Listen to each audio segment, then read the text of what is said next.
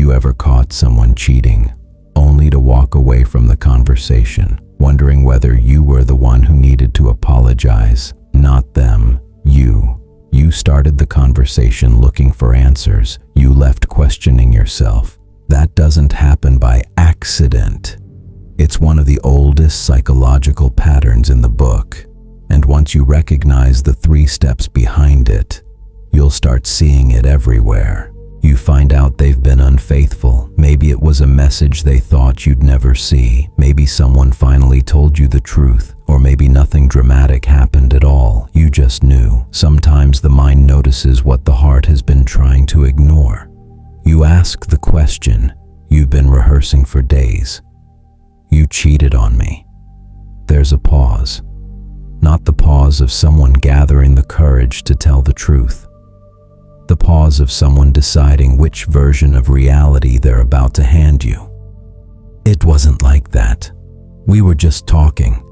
I think you're reading way too much into it. You don't back down. You know what happened, so the story changes. Oh, so now I'm a terrible person. I can't believe you'd think that about me. Without realizing it, you've taken one step backward. The conversation isn't about the cheating anymore. It's about whether you've been unfair. Then comes the move that changes everything. Honestly, I only did it because you stopped caring about us months ago. If you'd actually been there for me, none of this would have happened. The room feels different now. A few minutes ago, you were asking why they betrayed your trust. Now you're wondering whether you somehow caused it. Read that again. The person who broke the promise is no longer explaining themselves. You are.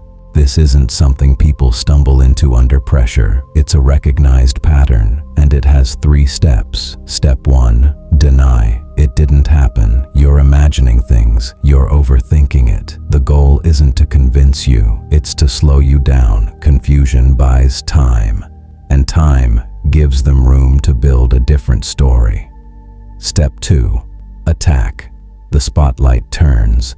Suddenly you're too jealous, too insecure, too controlling, too emotional. A moment ago they were explaining their behavior. Now they're evaluating yours. The person who broke your trust has somehow become the one asking the questions. Step 3, reverse the roles. I only cheated because I felt ignored. You pushed me away. You left me with no choice. In a few sentences, the entire story changes. They're no longer the person who caused the pain. They're the person who suffered first. And you're no longer the one who was betrayed. You're the reason it happened.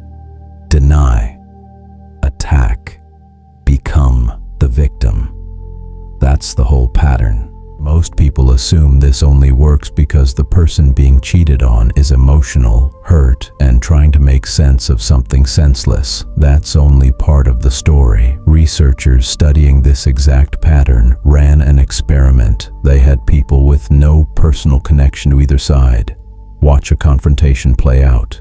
These observers had nothing to gain, no history with either person, no emotional investment in who was right.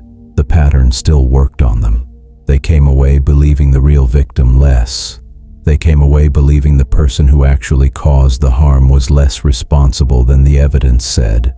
Strangers, with nothing at stake, still watch the story flip. Now think about what this does to the person actually living through it. Already in shock, already hurt, already desperate for an explanation that makes the pain make sense. If you've ever walked away from a conversation like this wondering what you did to push them to it, that confusion was never a sign that you're naive or weak or too trusting. It's proof the pattern worked exactly the way it's built to work. Here's the part almost everyone gets wrong. You'd assume someone using this pattern knows they're lying, that every excuse is calculated, every tear rehearsed. Sometimes that's true, but researchers who've studied people after infidelity have found something stranger. One study followed over 1,000 people who had been unfaithful, checking in with them over time to see how they talked about what they'd done. The people who changed how they saw their own character, who started quietly believing things like, "I'm someone who needed more out of life," or "I'm not really the bad guy here." I just finally chose myself, were the ones who felt the least guilt afterward. Not because they got away with something, because their own self-image had quietly rewritten itself to make room for what they'd done. This is what psychologists call cognitive dissonance. Almost everyone wants to believe one simple thing about themselves: I'm a good person. When an action threatens that belief, the mind rarely chooses to feel like a bad person. It usually chooses to rewrite the story instead. The relationship was already over emotionally. I was lonely, and nobody understands what that's like. I didn't mean for this to happen, but it says nothing about who I really am. None of these statements deny what happened. They change what it means. And once someone repeats a story like that enough times, it stops feeling like an excuse to them. It starts feeling like the truth. That's exactly why they can sound so convincing, why they seem genuinely hurt while shifting the blame onto you, not because you were easy to fool, but because you were listening to someone whose own mind had already softened the truth enough for them to believe it. You might be thinking, if someone tried this on me, I'd see right through it. Most people believe that, but manipulation rarely feels like manipulation while you're living through it. If it did, it wouldn't work. The version that works best doesn't sound cold or rehearsed. It sounds like heartbreak, like regret, like someone trying to explain a terrible decision. That's exactly why it's so hard to recognize, because the person speaking usually isn't thinking, how do I make them feel guilty? They're escaping something else, the unbearable thought, I broke something important, and there's no explanation that makes this okay. So the mind reaches for something more survivable. A story where the relationship was already falling apart. A story where they weren't entirely responsible. That's why these conversations leave you so confused, not because the facts changed, but because the meaning kept changing, sentence by sentence, until you weren't defending what happened anymore. You were defending yourself. You went in asking, why did they make this choice? You came out asking, what did I do to deserve it?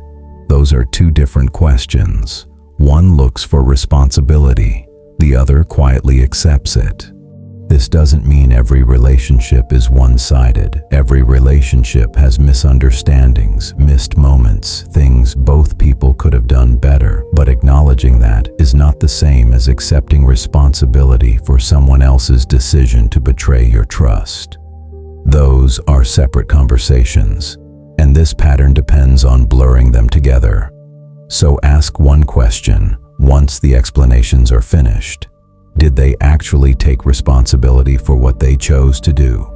Not partial responsibility, not an apology followed by a list of your mistakes. Responsibility without moving the spotlight back onto you. Maybe that's the hardest part of betrayal, not simply discovering that someone broke your trust, but realizing they left you questioning your own reality. Accountability has a very different sound from blame. Accountability says, I made this choice. I hurt you. What I did was wrong. It doesn't ask you to carry a decision you didn't make. This pattern does something very different. It quietly shifts your attention away from their choice and onto you, until you're no longer asking why this happened, but what's wrong with you. The facts don't change just because the story does. And one of the most powerful forms of manipulation isn't convincing you that a lie is true. It's convincing you to apologize for remembering the truth. If this opened your eyes to something about your own relationships, subscribe to Think Deeply. Every week, we break down the psychology hiding in plain sight. See you in the next one.